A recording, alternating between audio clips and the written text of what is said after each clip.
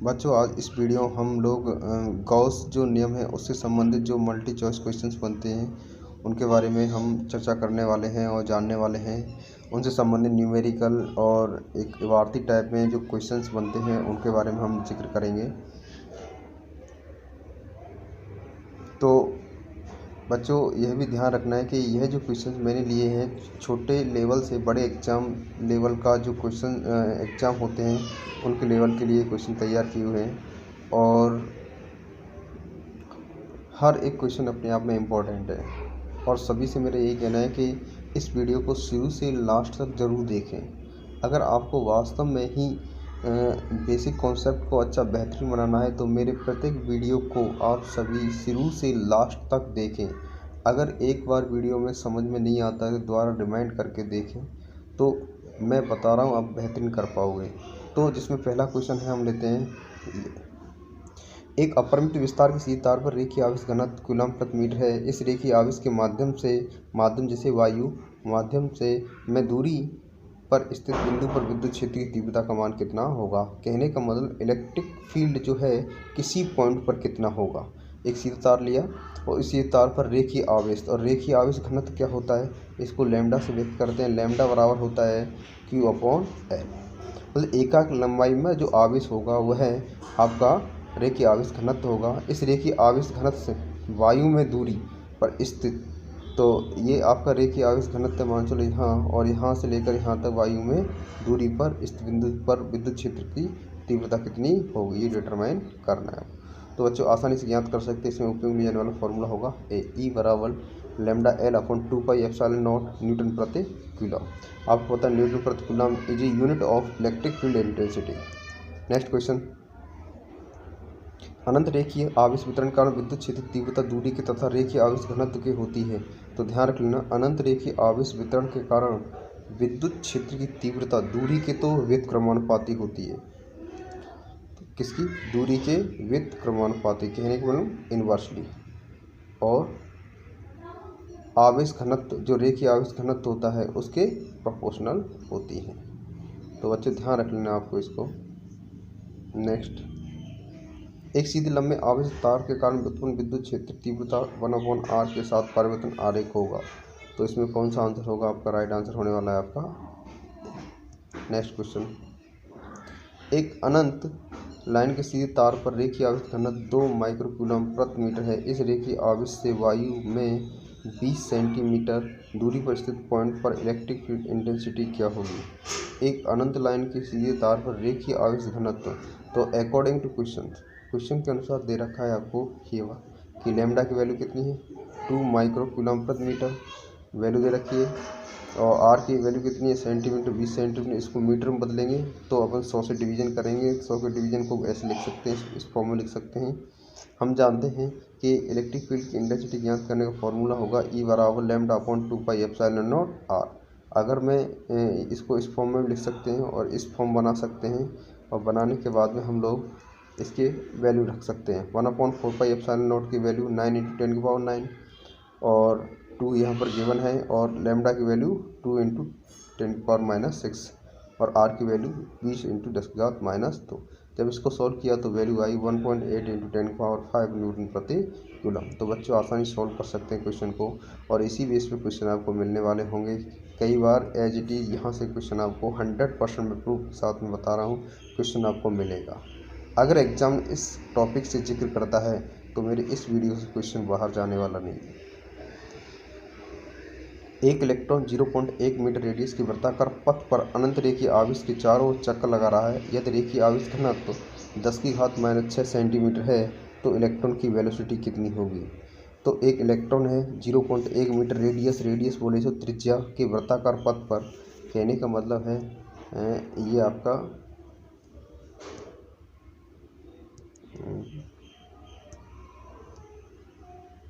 ये एक वृत्ताकार पथ हो गया, पर अनंत रेखीय आवेश के चारों ओर, अनंत रेखीय रेखाएं अनंत जा रही हैं कि चारों ओर चक्कर लगा रहा है। इलेक्ट्रॉन चारों ओर क्या लगा रहे हैं? चक्कर लगा रहे हैं। और रेखीय आवेश घनत्व 10⁻⁶ कूलम प्रति मीटर है, तो इलेक्ट्रॉन की वेलोसिटी क्या होगी। तो जिससे अकॉर्डिंग टू क्वेश्चन जो वैल्यू दे रखी है मैंने यहाँ पर पुट कर दी। लैम्डा की वैल्यू, आर की वैल्यू, और वेलोसिटी पूछ रहा है। तो हम जानते हैं, वी नो दैट, कि इलेक्ट्रॉन जो चक्र लगाता है वो सेंट्रीफ्यूगल फोर्स बल होता है और ये होता है mv²/r। आपने बच्चों पढ़ा ही होगा इसको। तो F बराबर, तो F की वैल्यू को तो मैंने यहाँ पुट किया और ठीक है ना। और जो बल होगा वो 2E λ/4πε0r के बराबर होगा। कैसे, मैंने यहाँ देखा है, देखें सभी कि F बराबर QE, तो Q जो चार्ज है, आवेश है, वो इलेक्ट्रॉन यहाँ रिप्रेजेंट कर सकते हैं अपन, और E की वैल्यू छोड़कर इंटेंसिटी को लिख सकते हैं अपन यहाँ पर इस तरीके से 2λ/4πε0r, और इसके माध्यम से फॉर्मूला तैयार हुआ ये। अब ये फार्मूला तैयार हो गया, इसमें से आसानी R से R कैंसिल हुआ और बचा आपका, फिर उसके बाद में V की वैल्यू निकालनी, तो V की वैल्यू हम आसानी से निकाल सकते हैं। अब यहाँ पर 2 है, E की वैल्यू 1.6 × 10⁻⁹ और लैम्डा की वैल्यू कितनी दे रखी है आपको पता है, 10⁻⁶।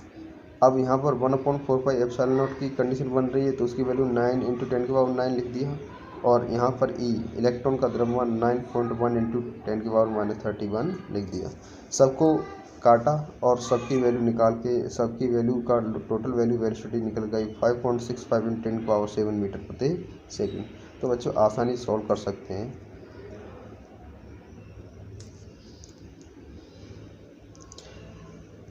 Next question number 6।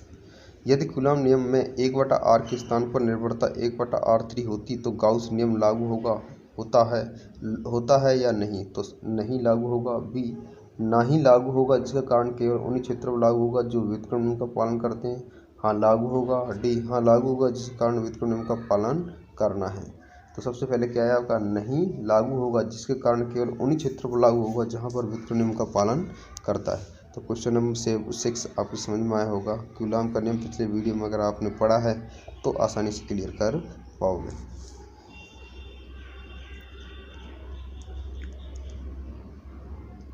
एक अनंत विस्तार की इंसुलेटेड या नॉन कंडक्टिंग परत के क्षेत्रफल में Q आवेश है, तो परत के निकट माध्यम वायु में विद्युत क्षेत्र की तीव्रता व्यंजक होगा। तो बच्चों ध्यान रख लेना आपको कि भाई अगर ऐसी कंडीशन बनती है कि एक अनंत विस्तार के इंसुलेटेड, एक अनंत विस्तार कहने का मतलब एक कोई कुचालक पदार्थ है, इंसुलेटेड है कि परत के क्षेत्रफल, तो ये क्या हो गया, इसका क्षेत्रफल हो गया,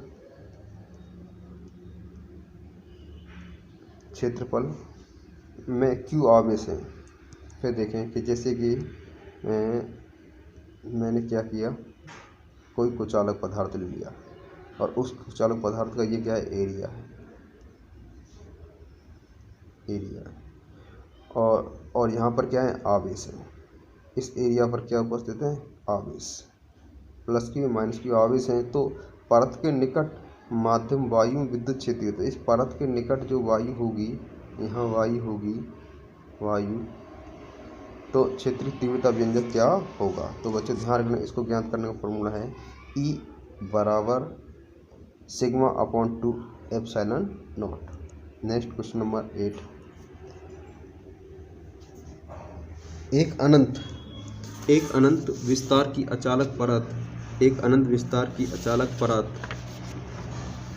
जो है 1 सेंटीमीटर इसका क्षेत्रफल में 17.70, यहाँ थोड़ा सा मिस्टेक हुआ है, ध्यान रखना है आपको, माइक्रो है यहाँ पर 17.70 माइक्रो कूलॉम। तो 17.70 माइक्रो कूलॉम आवेश है, परत के निकट वायु में विद्युत क्षेत्र की तीव्रता कितनी होगी। तो बच्चे ध्यान रखना है, आसानी निकाल सकते हैं इसको। तो सबसे पहले बात आती है कि विद्युत क्षेत्र की तीव्रता ज्ञात करने का सूत्र क्या होगा। तो E बराबर σ/2ε0। अब आपको पता है ε0 की वैल्यू आपको पता है यहाँ है ये, लेकिन अब बात आती है सिग्मा की। तो सिग्मा जो वैल्यू है वो कैसे निकालनी है, बस ये वैल्यू हमको निकालनी है। तो इसको निकालने के लिए फॉर्मूला है आपका सिग्मा बराबर Q/A। तो Q की वैल्यू आपको गिवन है 17.70, Q की वैल्यू रखेंगे यहाँ से और एरिया जो दे रखा है क्या है आपका 1 सेंटीमीटर, और 1 सेंटीमीटर इसको हम मीटर में बदल देंगे तो कैसे लिखेंगे इसको 1 गुणा 10 की घात -2 पर स्क्वायर लगा दें। तो बच्चों आसानी से इसकी वैल्यू रखकर हम लोग इलेक्ट्रिक इंटेंसिटी होती है उसकी वैल्यू निकाल सकते हैं, और यहाँ पर जो आंसर आने वाला होगा सी ऑप्शन होगा। तो नेक्स्ट क्वेश्चन नंबर है, अनंत समरूप चार्ज लेयर के कारण विद्युत क्षेत्र दूरी पर निर्भर नहीं करता, अर्थात यह एक समान विद्युत क्षेत्र उत्पन्न करता है। यदि अनंत आकार का अचालक पदार्थ नहीं है तो अनंत आवेश अचालक परत में विद्युत क्षेत्र निर्भर करता है। तो बच्चों यहाँ पर आप लोगों को दिखाया हुआ है विकल्प ए, विकल्प बी, विकल्प सी, विकल्प डी। तो इसमें राइट आंसर होने वाला होगा आपका सी ऑप्शन। नेक्स्ट क्वेश्चन, किस पदार्थ की परत पर आवेश उसी स्थान पर उपस्थित होता है जहाँ दिया जाता है। तो अभी आपने पढ़ा कुचालक पदार्थ।